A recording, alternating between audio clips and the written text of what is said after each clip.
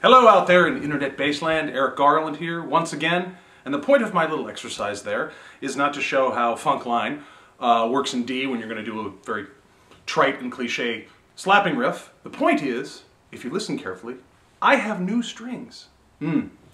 One tip that I would give all people who pretend to be professionals at some point is keep your strings nice and fresh. I can't tell you how disheartening it is to hear young people get up with an instrument that sounds like it was plucked off the consignment rack of a used guitar shop, where the strings have that mid-rangey, muddy, peanut buttery sound of whoop, whoop, whoop, whoop, whoop, because they're old and they have finger grease and dirt and funk and pet hair and pesto sauce or whatever people get into their strings over having them on their instrument for 3 or 4 months.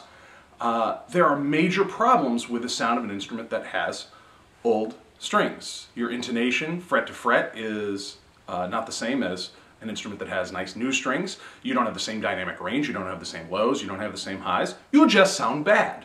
And pros sound good all the time. And one way to sound good, or the best you can, is to change your strings on a regular basis. And yes, I know it's kind of pricey. You know, bass strings, I use DR Sunbeams. They're about 30 bucks a pop.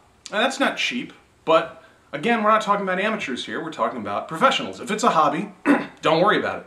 If you want people to hear you and every time they hear you go, I gotta hire that guy to play, then you want to sound the best you can. And part of sounding the best you can is always being at the top of your game. Being at the top of your game means having fresh strings on there. Usually once every 3 to 6 weeks, bare minimum. If you're playing professionally in the studio, once a week. Some people who are sponsored do it every day.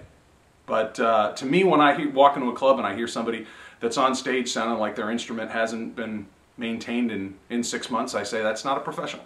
So if you want to be a pro, change your strings. That information is real, not fake.